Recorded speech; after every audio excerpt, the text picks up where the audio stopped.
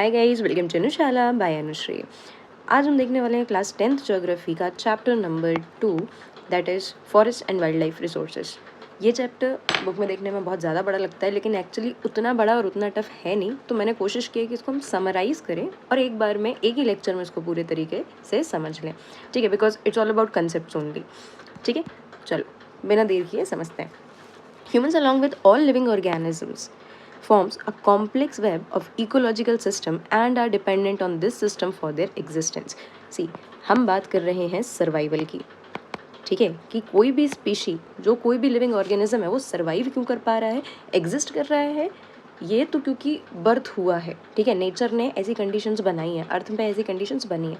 But हम survive क्यों कर पा रहे हैं? सर्वाइव इसलिए कर पा रहे हैं क्योंकि हम सारे लोग, जितने भी लिविंग ऑर्गेनिजम्स हैं, सब मिलकर एक ऐसा कॉम्प्लेक्स वेब, एक ऐसा सिस्टम क्रिएट कर रहे हैं, ठीक है, एक इकोलॉजी, एक इकोसिस्टम क्रिएट करते हैं जहाँ पर लिविंग कंडीशंस बनी रहती हैं और हम एक दूसरे के ऊपर क्या होते हैं, डिपेंडेंट होते हैं, ठीक है।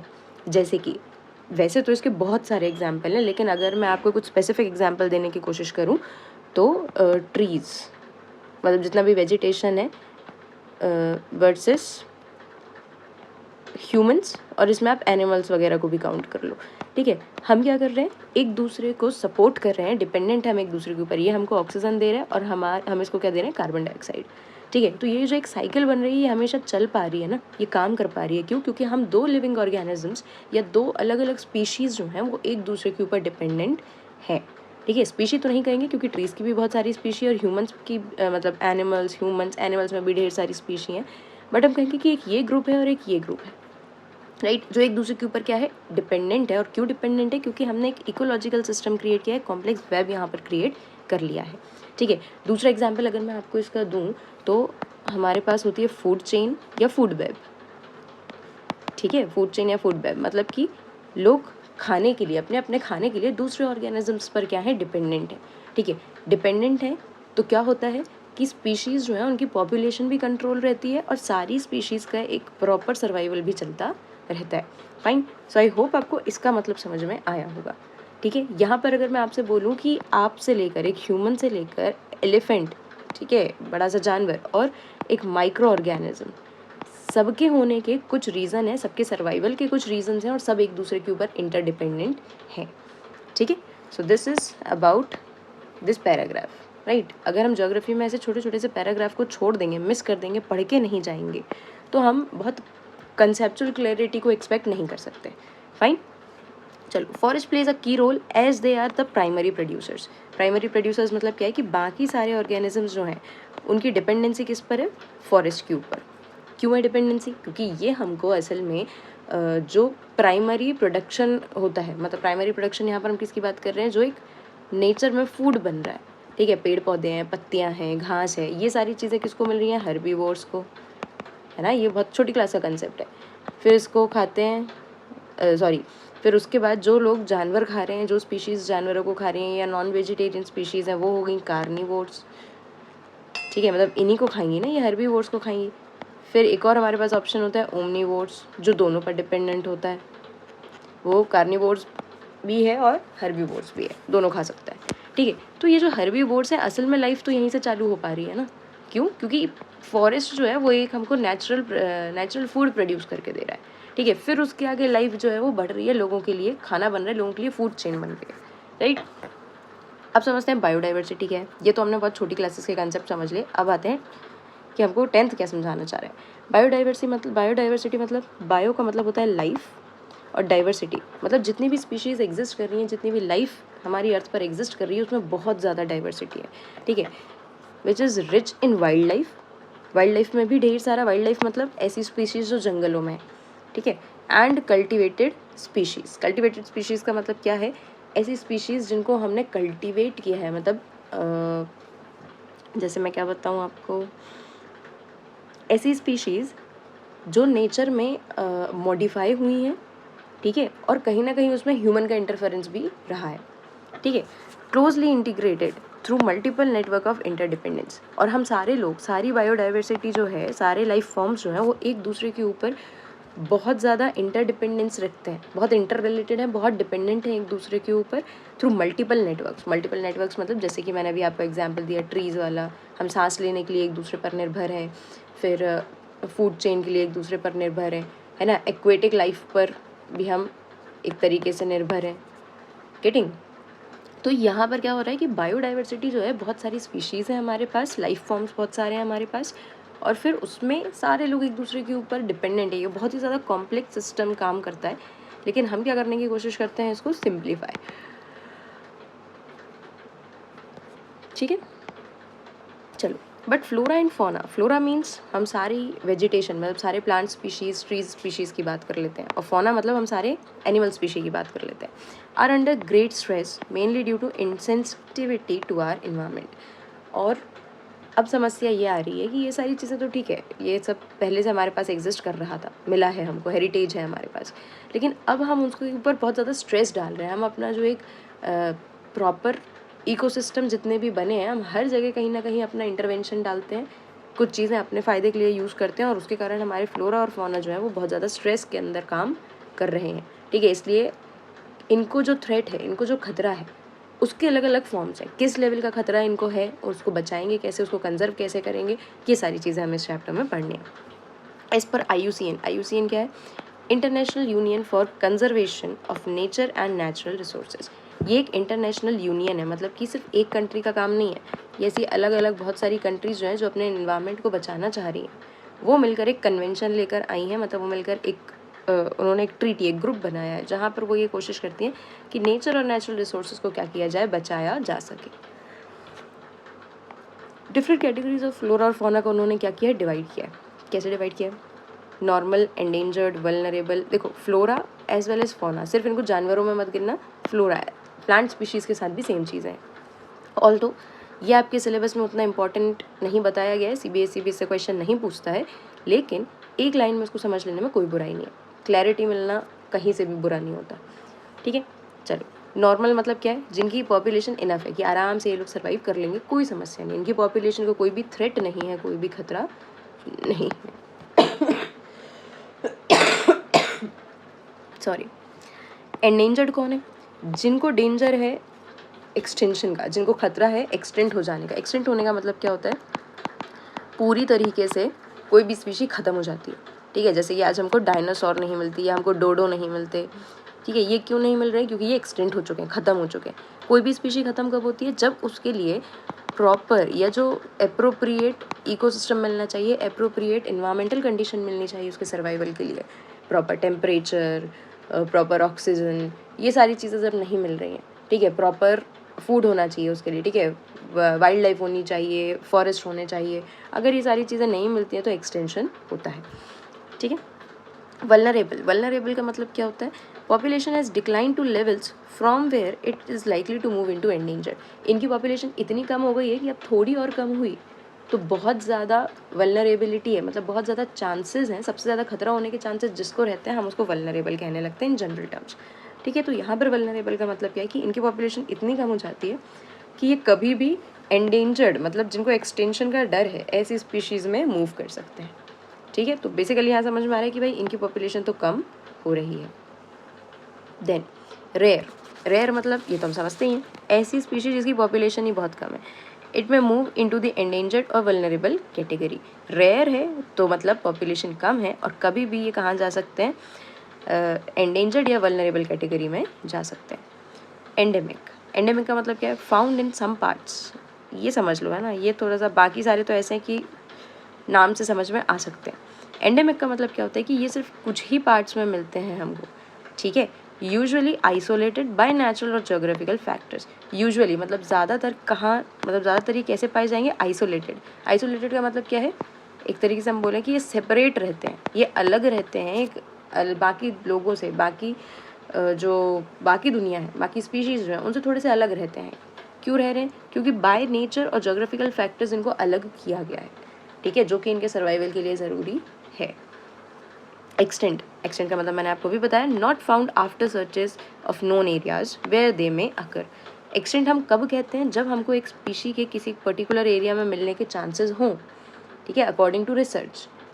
ठीक है। लेकिन अगर वो हमको उस एरिया में या उसके आसपास के इलाकों में नहीं मिल रहा है तो हम कहेंगे कि भाई ये जानवर मिलना ही बंद हो गया है, ये पूरी तरीके से एक्सटेंट हो जाता है। ऐसा नहीं कि आपने एक जंगल छाना और आपने बोल दिया कि यहाँ तो हमें पिकॉक नहीं मिला तो पिकॉक एक्सटेंट हो गए, नहीं। यहाँ पर देखा जाता है कि भाई पूरी जगह पर कहाँ कहाँ पिकॉक मिल सकते हैं, पूरे इंडिया में कहाँ कहाँ पिकॉक मिल सकते हैं। जहाँ जहाँ पिकॉक्स, अगर वहाँ आपको एक भी पिकॉक नहीं मिल रहा है या उसकी पॉपुलेशन एकदम ही ज़ीरो हो गई है, 1 या 2 बच्चे हैं, तो हम मानेंगे कि भाई ये क्या हो रहे हैं, एक्सटेंट हो रहे हैं। ठीक है। और नए पिकॉक्स अगर नहीं आ रहे हैं, ठीक है, रिप्रोडक्शन नहीं हो रहा है, तो यहाँ पर भी हमें मान के चलेंगे कि स्पीशी आगे बढ़ना बंद हो गई, राइट। चलो, so this was all about the small concepts. अब आते हैं डिक्लाइन ऑफ इंडियाज़ बायोडाइवर्सिटी। सबसे ईजी टॉपिक, क्योंकि हमें पता है कि भाई डिक्लाइन हो क्यों रहा है। डिक्लाइन होता है हर जगह किसके कारण, ह्यूमन के कारण, ठीक है। लेकिन कैसे ह्यूमन के कारण, जो है इररिस्पॉन्सिबल, जो है इनसेंसिटिव, ठीक है। आप कहीं पर भी देखेंगे किसी भी फील्ड में, ठीक है, चाहे वो पॉलिटिकल स्फीयर हो, जोग्राफिकल हो या सोशल फैक्टर्स हो, हर जगह पर जो डिक्लाइन आ रहा है, हर जगह पर जो दिक्कतें आ रही हैं वो ह्यूमन के कारण क्रिएट हो रही हैं। लेकिन कैसे ह्यूमन उनको क्रिएट कर रहे हैं, जो इररिस्पॉन्सिबल है, इनसेंसिटिव है, ठीक है, जिनको चीज़ें समझनी नहीं है, राइट। तो यहाँ पर भी क्या हो रहा है, यही सेम चीज़ें क्रिएट हो रही हैं। ऑल्दो हम ये नहीं कहेंगे कि इसको आप सोशल फैक्टर से कनेक्ट करें, लेकिन मैं आपसे ये कहूँगी कि जैसे इंडस्ट्रीज़ हैं, हम जितना इंडस्ट्रियलाइजेशन कर रहे हैं, हमको जितना डेवलपमेंट चाहिए, उसके चक्कर में ये जो इंडिया की बायोडाइवर्सिटी है इसका डिक्लाइन हो रहा है। हैबिटेट डिस्ट्रक्ट हो जाते हैं, क्यों, क्योंकि हमें जगह चाहिए। हम किसको काट रहे हैं, जंगलों को काटते चले जा रहे हैं हम, ठीक है। क्यों काट रहे हैं भाई हम जंगलों को, क्योंकि हमें जगह चाहिए।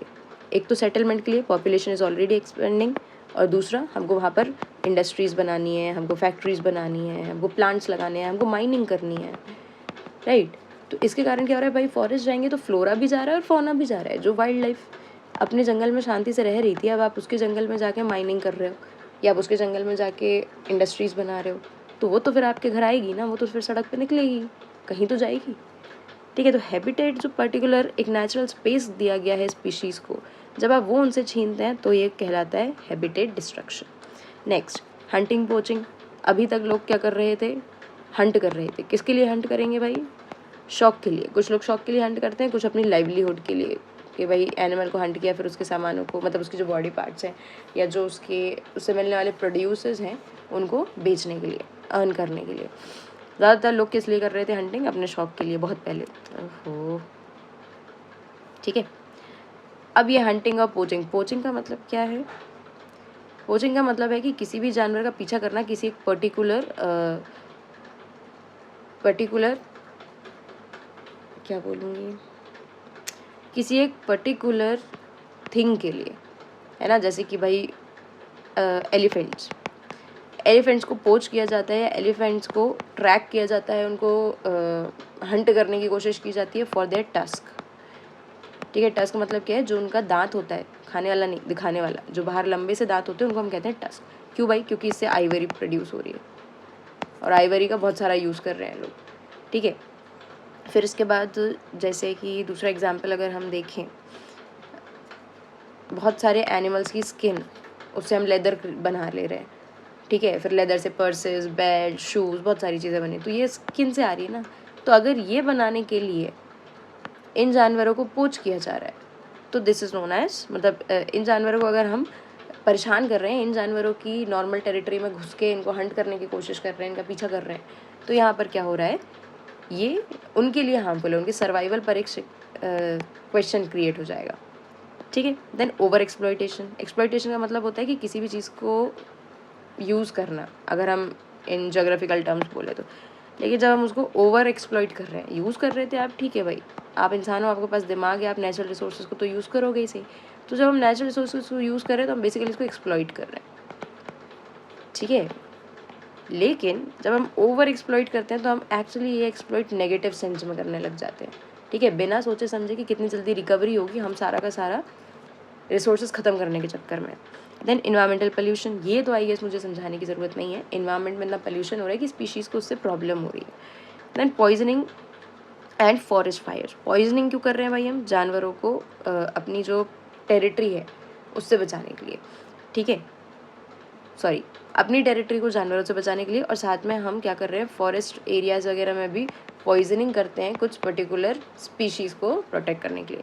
एंड फॉरेस्ट फायर क्या होता है, इन समर या ड्राई रीजन्स जहाँ पर बहुत गर्म हवाएं चलती हैं और पेड़ जो है वो डेसिडुअस है, मतलब कि पेड़ अपनी लीव्स को क्या कर रहे हैं, शेड कर रहे हैं, खाली हो गए, तो ऐसे सूखे सूखे जंगलों में आग अपने आप बहुत ज़्यादा फैल जाती है, जिसके कारण बहुत ज़्यादा जंगल जो है वो ख़राब हो जाते हैं, मतलब जल जाते हैं पूरी तरह।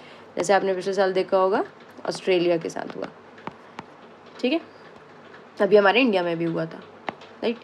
अनइक्वल एक्सेस ऑफ रिसोर्सेज, किसी को बहुत ज़्यादा रिसोर्सेज मिल पा रहे हैं, किसी को बिल्कुल ही रिसोर्सेज नहीं मिल पा रहे, तो उसके कारण हो रहा है जिसको मिल पा रहे हैं वो इतना ओवर एक्सप्लॉइट कर ले रहा है कि इसके लिए कुछ बच ही नहीं रहा, आने वाली जनरेशन के लिए कुछ बचेगा ही नहीं, ठीक है। So this is unequal access of resources. Access का मतलब होता है पहुँच। Then differential sharing of responsibility for environmental wellbeing. Differential sharing of responsibility, लोग एक जैसी रिस्पॉन्सिबिलिटीज़ नहीं ले रहे हैं, कोई ज़्यादा रिस्पॉन्सिबिलिटी ले रहा है, कोई बिल्कुल भी रिस्पॉन्सिबिलिटी नहीं ले रहा है, कोई ठीक ठाक लेवल की रिस्पॉन्सिबिलिटी ले रहा है। लेकिन अगर ये शेयर सबके लिए बराबर होना चाहिए या ये शेयर सब रिस्पॉन्सिबली शेयर करें तो ज़्यादा अच्छा होगा, ठीक है। जैसे मान लो कि बहुत बड़ी बड़ी इंडस्ट्रीज़ लगी हैं माइनिंग करने के लिए और आपका जो नेचुरल हैबिटेट है उसको गड़बड़ कर ले रही है, लेकिन वहीं पर एक छोटा सा ग्रुप, एक NGO जिसमें मान लो 50 लोग हैं, ये लोग बचाने की कोशिश कर रहे हैं, तो they are taking responsibility but they are not taking responsibility, तो ये लोग कितना ही इनसे लड़ पाएंगे। अगर ये इक्वल शेयर होता तो ये लोग इनसे लड़ पाते और कुछ ना कुछ बेटर सोल्यूशन यहाँ पर निकलता। हालांकि ये लोग कम लोग होने के बाद भी अभी जो इंटरनेट का समय है और सोशल मीडिया है आपके पास, इतना ज़्यादा आपके पास फ्रीडम ऑफ मीडिया है, freedom of speech and expression है, ये लोग अपनी बातों को कन्वे कर पाते हैं, राइट। चलो अब देख लिया हमने समस्या क्या है, समाधान तो होगा ही सही, ठीक है। Loss of cultural diversity for tribals and forest dwellers. इसके साथ एक और चीज़ ये होती है कि भाई कल्चरल डाइवर्सिटी ट्राइबल लोगों के लिए, अगर फॉरेस्ट एरियाज़ में रह रहे हैं लोग, ट्राइबल पीपल जहाँ रहते हैं, वहाँ पर उनकी जो लाइवलीहुड है वो बहुत ज़्यादा हिंडर होती है, उसको बहुत ज़्यादा समस्या होने लग जाती है। क्यों? क्योंकि उनके लिए फॉरेस्ट उनका घर है, ठीक है, और जहाँ पर लोगों के घर होते हैं वहाँ पर उनके लिए उनकी पूरी लाइफ उसी के आसपास रिवॉल्व करने लग जाती है, ठीक है। उनका कल्चर भी वहीं पर क्या होने लगता है, इमर्ज, कि वो पेड़ों की पूजा करते हैं, वो कौन सी स्पीशी को कैसे रखते हैं, वो पूरे जंगल का अपने घर जैसा ध्यान रख रहे हैं, ठीक है। तो क्यों ऐसा कर रहे हैं? क्योंकि भाई वो कल्चरली उससे बहुत ज़्यादा कनेक्टेड है। अब अगर हम जंगलों को काटेंगे, फ्लोरा और फौना को नुकसान पहुँचाएंगे, तो डेफिनेटली इनकी कल्चरल आइडेंटिटी को भी या कल्चरल हेरिटेज को भी ठेस पहुँचेगी। अब सोल्यूशन क्या है? कंजर्वेशन, सीधी बात। देखते हैं कंजर्वेशन कैसे करेंगे। कंजर्वेशन का मतलब होता है बचाना, ठीक है। अब बचा कैसे पाएंगे हम?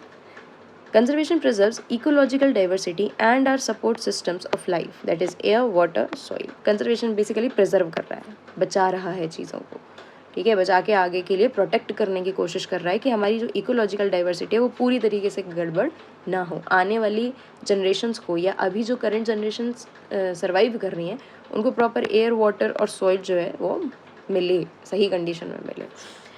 Preserves genetic diversity of plants and animals for better growth, ठीक है।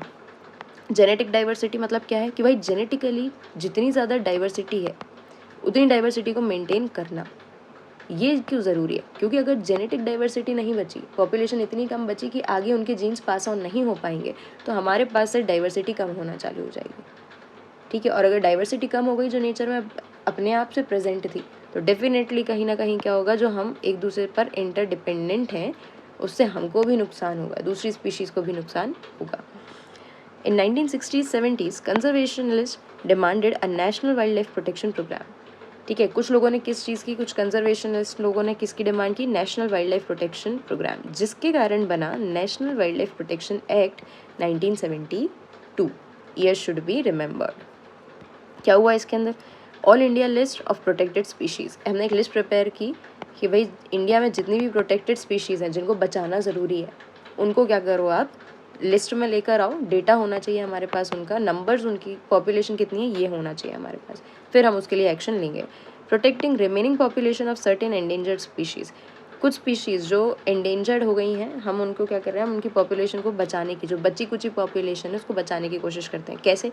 हंटिंग बैन करके, ट्रेड रेस्ट्रिक्ट करके, मतलब जानवरों में ट्रेड नहीं होना चाहिए, स्मगलिंग नहीं होनी चाहिए उनकी, ठीक है, for their skin, for their tusk और उनके हॉर्न्स के लिए, सींग के लिए, ठीक है।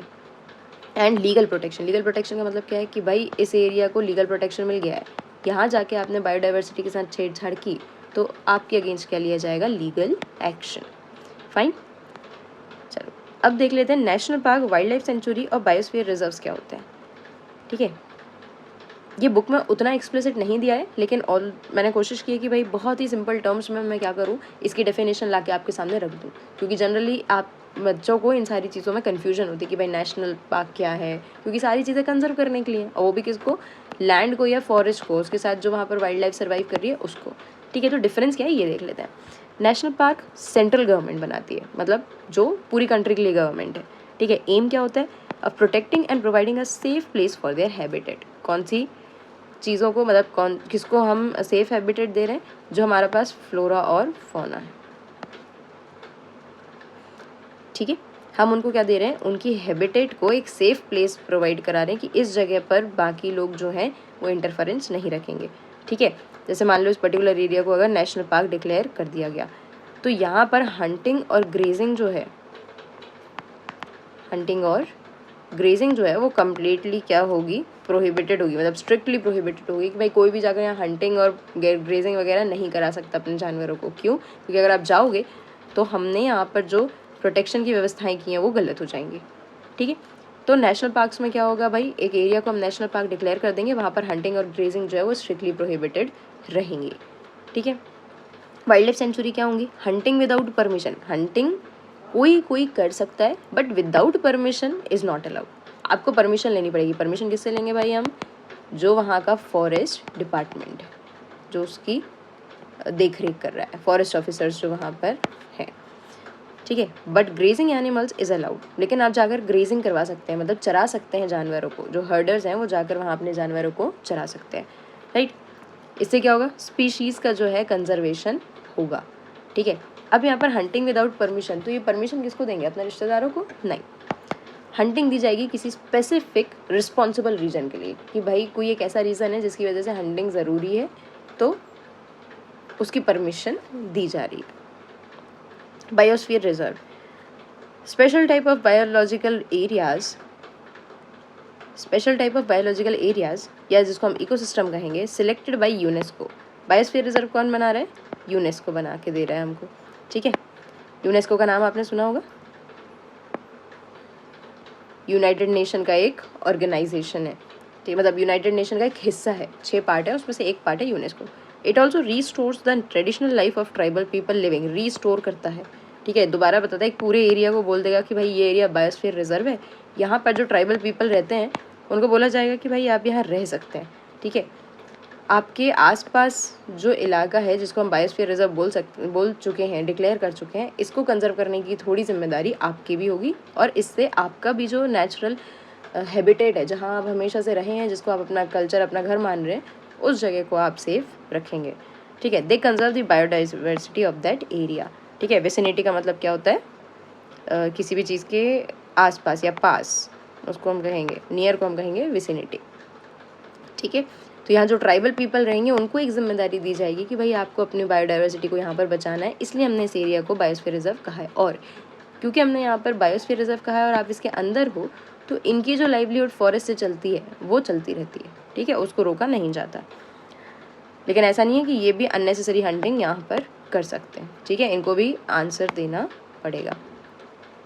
फाइन, चलो प्रोजेक्ट्स, इसके अलावा कुछ प्रोजेक्ट्स चलाते हैं हम for Gravely threatened species. Project किसके लिए चलते हैं, ऐसी स्पीशीज़ जिनको बहुत ज़्यादा खतरा है, ग्रेव खतरा है, थ्रेट। ठीक है, जैसे कि टाइगर, वन हॉर्न राइनोसोरस, ऐसा राइनोसोरस जिसके सिर्फ एक सींग है सर पे। ठीक है, कश्मीर स्टैग, या जिसको हम दूसरा नाम कहते हैं हंगुल, ये एक डियर जैसा जानवर होता है, नॉट एग्जैक्टली डियर बट वैसा ही कुछ होता है। ठीक है, 3 टाइप्स ऑफ क्रोकोडाइल्स, 3 प्रकार के क्रोकोडाइल्स के लिए भी हमने प्रोजेक्ट चलाए हुए हैं। कौन कौन से, जो फ्रेश वाटर में रहते हैं, ठीक है, दूसरे जो सॉल्ट वाटर में रहते हैं, और तीसरे जो घड़ियाल हैं। घड़ियाल का मतलब क्या होता है, एलिगेटर। ठीक है, अब एलिगेटर और क्रोकोडाइल, इन दोनों के बीच में क्या डिफरेंस है।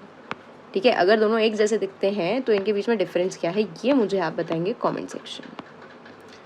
ठीक है, विदाउट एनी पिक्चर, ठीक है, कोई पिक्चर ऐड मत करना, बट आपको डिफाइन करना पड़ेगा कि भाई किस तरीके से एलिगेटर और क्रोकोडाइल जो है वो एक दूसरे से अलग है, राइट। चलो, एशियाटिक लायन। एशियाटिक लायन मतलब वो लायन जो सिर्फ हमको एशिया में मिल रहा है, जिसको हम एक्चुअली लायन कहते हैं ना, वो उसको उसका एग्जैक्ट एक जोग्राफिकल नेम उसका क्या है, एशियाटिक लायन, जो सिर्फ एशिया में मिल रहा है, ठीक है। Legal protection against hunting and trade भी देते हैं हम, जैसे कुछ जानवरों के अगेंस्ट लीगल प्रोटेक्शन है कि भैया अगर आपने इनके अगेंस्ट हंटिंग और ट्रेड करने की कोशिश की तो आपके अगेंस्ट लीगल एक्शन लिया जाएगा। और मान के चलें कि जो फॉरेस्ट लॉज होते हैं, these are one of the toughest. India में जो फॉरेस्ट लॉज हैं they are one of the toughest. अगर आप एक बार फॉरेस्ट लॉ के चलते किसी लीगल इशू में फंस गए, बहुत कठिन है आपका उससे जल्दी बाहर निकलना या बाहर निकल पाना, ठीक है। Just a second.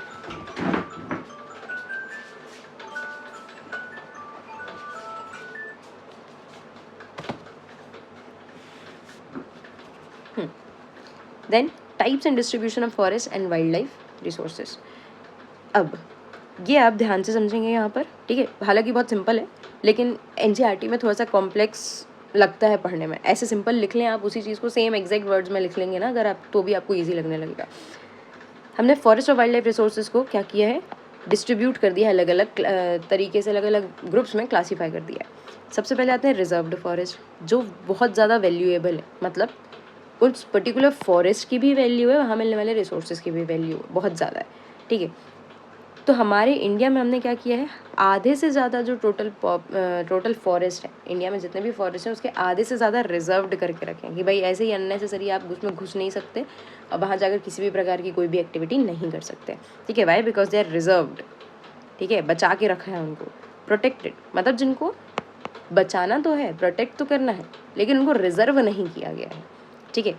Protected from any further depletion, उनके डिप्लीशन, उनका आगे डिप्लीशन ना हो, उनको आगे और ज़्यादा खतरा ना हो, तो उसके लिए हमने उसको प्रोटेक्ट किया है, ठीक। 1/3 ऑफ टोटल फॉरेस्ट एरियाज, पूरे इंडिया में जितने भी फॉरेस्ट एरियाज़ हैं उसका अराउंड 1/3, 1/3 हिस्सा। जैसे मान लो ये पूरे फॉरेस्ट हैं तो उसके 3 हिस्से अगर हम करेंगे तो हम 1 हिस्से की बात कर रहे हैं, ये क्या है, प्रोटेक्टेड है, ठीक है। मतलब इन दोनों के लिए लीगल एक्शंस अलग अलग हैं। Unclassed other forest and wasteland belonging to both government, private individuals and communities. Unclassed मतलब इनको ना रिजर्व्ड में रखा गया ना प्रोटेक्टेड में रखा गया। ऐसे दूसरे फॉरेस्ट या वेस्टलैंड मतलब जहाँ पर एग्रीकल्चर नहीं हो रहा है या जो फर्टाइल एरियाज नहीं है, ठीक है, वहाँ पर क्या कर रहे हैं, गवर्नमेंट और प्राइवेट सेक्टर दोनों को बिलोंग करते हैं, दोनों की ओनरशिप यहाँ पर रहती है। प्राइवेट इंडिविजुअल्स जो होते हैं और कम्युनिटीज़ जो होती है, कम्युनिटीज़ मतलब वहाँ रहने वाले जो ट्राइबल पीपल हैं या ऐसे ही जो दूसरे लोग वहाँ पर रह रहे हैं, वो सबको बिलोंग कर रहा है और ये सब मिलके उसके प्रोटेक्शन के लिए अपनी अपनी तरफ से काम करते हैं। रिजर्व्ड और प्रोटेक्टेड फॉरेस्ट दोनों को मिलाकर हम बोलते हैं परमानेंट फॉरेस्ट एस्टेट। क्यों? क्योंकि भाई ये जो अनक्लास्ड है इसको तो हम काउंट नहीं कर रहे हैं ना, इसकी ओनरशिप तो लोगों के पास भी है, गवर्नमेंट के पास भी है। तो रिजर्व्ड और प्रोटेक्टेड फॉरेस्ट को मिलाकर हम बोलते हैं परमानेंट फॉरेस्ट एस्टेट। एस्टेट का मतलब यहाँ पर एक तरीके से हम बोलेंगे लैंड ही होगा, ठीक है। Maintained for timber and other resources and protective reasons. कुछ कारण है इनको रिजर्व या फिर प्रोटेक्टेड बनाने के। एक तो टिम्बर चाहिए, टिम्बर मतलब वुड, लकड़ी, एंड अदर रिसोर्सेज, दूसरे रिसोर्सेज के लिए, और प्रोटेक्टिव रीजंस के लिए कि भाई इस जगह को बचाना भी है इसलिए हमने इसको रिजर्व या प्रोटेक्टेड डिक्लेयर कर दिया है, ठीक है। चलो अब थोड़े से फैक्ट्स हैं। मध्य प्रदेश के पास largest area in the permanent forest. Permanent forest मतलब ये वाला। एमपी के अंदर पूरे इंडिया में अगर कोई भी स्टेट है जहाँ पर सबसे ज़्यादा रिजर्व्ड और प्रोटेक्टेड फॉरेस्ट है तो वो है आपका एमपी। कितने भाई? 75%। मतलब हमारे एमपी के जो टोटल फॉरेस्ट है 100% जो फॉरेस्ट है उसका 75% ऑलरेडी परमानेंट फॉरेस्ट है, स्टेट के अंदर आता है। सिर्फ 25% जो है वो अनक्लास्ड में आएगा, ठीक है। Large percentage of reserved forest, सबसे ज़्यादा रिजर्व्ड फॉरेस्ट कहाँ पर है? जम्मू कश्मीर, आंध्रा, तमिल, वेस्ट बंगाल, महाराष्ट्र का। इनको मैप पे मार्क करके आप याद कर सकते हैं, ठीक है।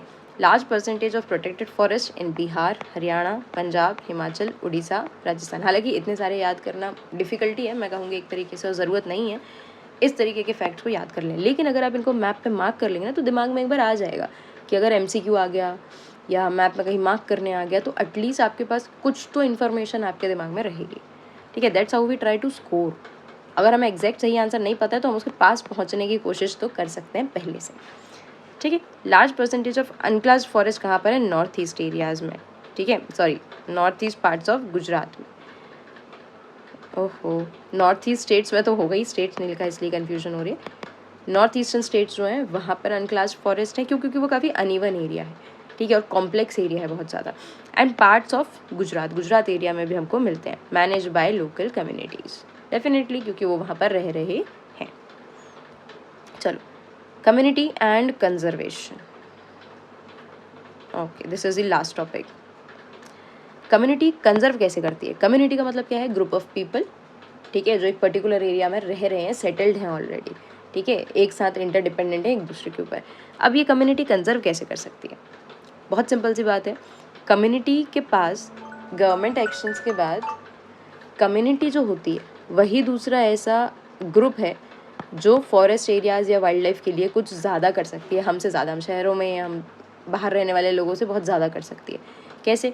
क्योंकि भाई वो उस पर्टिकुलर एरिया को बहुत अच्छे से जानती है, वहीं पर रहने वाली है वो, ठीक है, उसको पता है कि किस तरीके से फॉरेस्ट को कंजर्व किया जाता है, कौन से पेड़ को काटना चाहिए, कौन से पेड़ को नहीं काटना चाहिए, ठीक है, किसकी ग्रोथ जल्दी हो जाती है, किसकी ग्रोथ धीरे से होती है, कौन से जानवर कौन से फ्लोरा के ऊपर डिपेंडेंट है, कौन से वेजिटेशन के ऊपर डिपेंडेंट है। ये सारी चीज़ें हमको कहाँ से पता चलती हैं? कम्युनिटी को पता रहती हैं। Local communities are struggling to conserve the habitats along with government officials. Both are trying to conserve. In Sariska tiger reserve कहाँ पर है भाई? राजस्थान। विलेजर्स ने माइनिंग के अगेंस्ट लड़ाई करी, ठीक है, क्या बोल के कि भाई ये जो 1986 का, पहले 1972 वाला वाइल्ड लाइफ आया, उसके बाद रिवाइज हुआ वो 1986 में, ठीक है, उसके बारे में बताकर इन्होंने क्या बोला कि नहीं, यहाँ पर हम माइनिंग नहीं करने देंगे। कहाँ पर नहीं करने देंगे? Sariska tiger reserve. अब रिजर्व में माइनिंग करने आ रहे हो, सोचो, ठीक है। Alwar district, again it is belonging to Rajasthan, इन्होंने 1200 हेक्टेयर ऑफ फॉरेस्ट को खुद से, मतलब कम्युनिटी ने बोला साथ में आके कि भाई ये जो पर्टिकुलर एरिया है हमारे पास 1200 हेक्टेयर का है जहाँ पर फॉरेस्ट है, ये हमारी कम्युनिटी को बिलोंग करता है और हम इसको खुद एक सेंचुरी बना रहे हैं, ठीक है। उनकी जो लोकल लैंग्वेज में उन्होंने सोनचुरी लिखा है यहाँ पर, भैरव देव डाकव, ठीक है। Not allowing hunting and encroachment, और उन्होंने बोला कि यहाँ पर आगे हंटिंग नहीं हो सकती और एनक्रोचमेंट मतलब एक तरीके से कब्जा करना, ठीक है, ये सारी चीज़ें नहीं हो सकती। तो यहाँ पर कम्युनिटी जो है वो काफ़ी ज़्यादा इंपॉर्टेंट रोल प्ले करती है। चिपको मूवमेंट, अगेन हमने इन सब के बारे में सुना ही है already.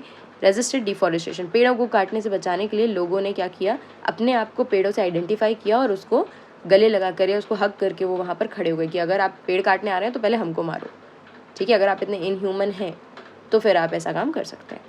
Promoted community afforestation with indigenous species, indigenous species मतलब जो ओरिजिनली उस पर्टिकुलर जगह को बिलोंग करती हैं। बाहर विदेश से लाकर हम कोई पौधा नहीं लगा रहे, हम अपनी ही जगह पर उगने वाला, अगर हमें पता है कि भाई जामुन का पेड़ बहुत अच्छा होता है, बहुत ऑक्सीजन देता है, ठीक है, तो हम जामुन के पेड़ों को लगा रहे हैं ज़्यादा से ज़्यादा एज़ कम्पेयर टू किसी भी फॉरेन स्पीशी के, क्योंकि वो ना तो उतनी ऑक्सीजन दे पाएगी और ना उसके लिए एडिक्वेट कंडीशंस हमारे इन्वायरमेंट में हैं, ठीक है। बीज बचाओ आंदोलन नाम से ही समझ में आ रहा है, ठीक है, इट्स अबाउट क्रॉपिंग एरिया। बीज बचाओ आंदोलन इन तेहरी एंड नवधन्या, तेहरी डैम पिछले चैप्टर में पढ़ा था हमने, ठीक है, तेहरी वाले आसपास के रीजन में। Diversified cropping without use of synthetic chemicals, इन्होंने क्रॉपिंग करके दिखाई बिना सिंथेटिक केमिकल्स को यूज़ किए हुए, मतलब एक प्रकार से हम कहेंगे ऑर्गेनिक फार्मिंग करके दिखाई, ठीक है। इन्होंने बताया कि भाई ये पॉसिबल है और इकोनॉमिकली वायबल, इकोनॉमिकली फीजिबल भी है हमारे लिए कि भाई ठीक है, जेब पर बहुत ज़्यादा खर्चा नहीं आएगा। क्यों? क्योंकि अगर हम सिंथेटिक केमिकल्स ले रहे हैं तो वो काफ़ी महंगे आएंगे, जिसमें आप फर्टिलाइजर्स और पेस्टिसाइड्स को गिन सकते हैं। फिर अगर आप HYV सीड्स का यूज़ कर रहे हैं तो उसके भी अलग नुकसान है, प्रोडक्शन ज़्यादा देती है लेकिन ये शॉर्ट टर्म गेन होता है, लॉन्ग टर्म में वो क्या करेगी? आपकी सॉइल को गंदा कर देगी, इनफर्टाइल कर देगी। Joint forest management programme, joint forest मतलब यहाँ पर लोकल कम्युनिटीज़ भी आती हैं, ठीक है, जिनको हम क्या करते हैं? मैनेजमेंट में और रिस्टोरेशन में इंक्लूड करते हैं। हम कम्युनिटी को ही, सरकार जो है वो कम्युनिटी को ही जिम्मेदारी देती है कि इस जगह का जो मैनेजमेंट है और रिस्टोरेशन है, मतलब जो चीज़ें, जो स्पीशीज़ यहाँ पे गड़बड़ हो चुकी हैं आपको दोबारा से उनको रिस्टोर करना है, ठीक है। और इसके लिए कम्युनिटीज़ को कुछ ना कुछ क्या बोलेंगे, रिवॉर्ड्स और साथ में एड, मतलब मॉनिटरी मदद जो उनको लगती है वो भी दी जाती है रिस्टोरेशन में। ठीक है, ऑफ डिग्रेडेड फॉरेस्ट। सबसे पहले कौन सा स्टेट था जिसने ये जॉइंट फॉरेस्ट मैनेजमेंट प्रोग्राम को इनिशिएट किया, बनाया? उड़ीसा। व्हेन 1988। ये फैक्ट आपके एग्जाम में आ सकता है, तो ध्यान रखेंगे। Members of this communities entitle to intermediary benefits. इनको कुछ बेनिफिट्स लेने के मौके दिए जाते हैं। किसको भाई? जॉइंट फॉरेस्ट मैनेजमेंट में जो कम्युनिटीज़ हैं, ठीक है। नॉन टिम्बर फॉरेस्ट प्रोड्यूस ले सकते हैं, मतलब लकड़ी नहीं काटेंगे पर दूसरी चीज़ें ले सकते हैं। And share of timber harvested by successful protection.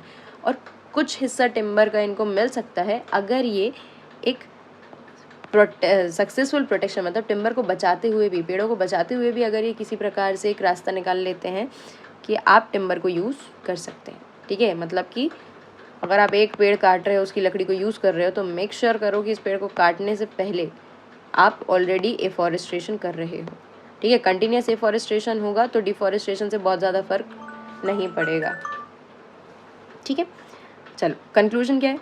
Local communities हर जगह पर क्या है, कोशिश की जाती है कि लोकल कम्युनिटीज़ को नेचुरल रिसोर्सेज के मैनेजमेंट में हम इन्वॉल्व करें, ठीक है। क्यों? क्योंकि इनको बेटर पता है अपने घर के बारे में, अपने जंगलों के बारे में, अपने हैबिटेट के बारे में। ये हमसे लाख गुना बेहतर जानते हैं, ठीक है। किसी भी पढ़े लिखे व्यक्ति से बहुत ज़्यादा जानते हैं। क्यों? क्योंकि इन्होंने उस इन्वायरमेंट में क्या किया, सर्वाइव किया, इनको पता है, ठीक है। इसलिए कोशिश करते हैं कि इनको नेचुरल रिसोर्सेज के मैनेजमेंट में इंक्लूड किया जाए। लेकिन अभी पूरी तरीके से नहीं किया जा पा रहा है, क्योंकि इनमें भी लोगों को रिस्पॉन्सिबल होना ज़रूरी है, सेंसिटिव होना ज़रूरी है, ठीक है। सो दूसरा तरीका क्या है भाई? एक और चीज़ हम सबको जो करनी चाहिए, not only those who are living in forest और विसिनिटी, कि हम सिर्फ उन्हीं इकोनॉमिक और डेवलपमेंटल एक्टिविटीज़, ये हमारी गवर्नमेंट का काम है कि भाई इसी प्रकार की डेवलपमेंटल एक्टिविटीज़ या इकोनॉमिक एक्टिविटीज़ को प्रमोट किया जाए जो कि पीपल सेंट्रिक हो, मतलब लोगों को नुकसान ना पहुँचाए, ठीक है। लोगों को नुकसान पहुँचाने का मतलब क्या है? यहाँ पर जो हम ट्राइबल पीपल्स की बात कर रहे हैं उनके हैबिटेट को डैमेज ना हो, ठीक है। एनवायरमेंटल फ्रेंडली हो, मतलब ना तो हमारे नेचुरल रिसोर्सेज को ये हार्म करे और ना ही हमारे जो इकोसिस्टम्स हैं उनको डैमेज करे, ठीक है। और इकोनॉमिकली रिवॉर्डिंग, मतलब कि उसके इकोनॉमिक फ़ायदे भी होने चाहिए। तो इस प्रकार के जिसमें ये तीनों चीज़ें पूरी हो रही हैं, तीनों क्राइटेरियाज पूरे हो रहे हैं, वैसे प्रकार के प्रोजेक्ट्स आपको सामने लेकर आने चाहिए, तभी हम अपने इन्वायरमेंट को कंजर्व कर सकेंगे, ठीक है। और साथ में उसको एक बेटर जगह बना सकेंगे लोगों के रहने के लिए, स्पीशीज़ के रहने के लिए, right. So this is all about this chapter. I hope आपको समझ में आया होगा सारा कुछ। हमने चैप्टर को काफ़ी एक सिस्टमैटिक तरीके में पढ़ने की कोशिश की है विद दी करेक्ट सीक्वेंस, ठीक है। और मैंने सिंपल रखा है, बहुत ज़्यादा कॉम्प्लेक्स नहीं किया, ढेर सारे अननेसेसरी फैक्ट्स इसमें डाले नहीं हैं ताकि आप पढ़ के कंफ्यूज हो जाएं। जो ज़रूरी था उसको इंक्लूड किया गया, और जो इंक्लूड किया गया उसमें से भी बता दिया गया है कि क्या याद रखना है क्या नहीं, ठीक है, और कैसे याद रखना है।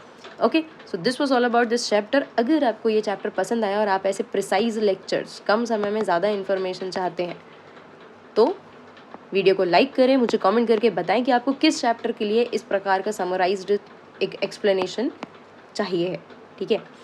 And don't forget to share with your friends. और अब तक अगर आपने अनुशाला को सब्सक्राइब नहीं किया है तो प्लीज़ कर लीजिए, लोगों के साथ शेयर करें ताकि मैं ज़्यादा से ज़्यादा स्टूडेंट्स तक पहुँच सकूँ। Thank you so much, keep watching, stay tuned for next chapter.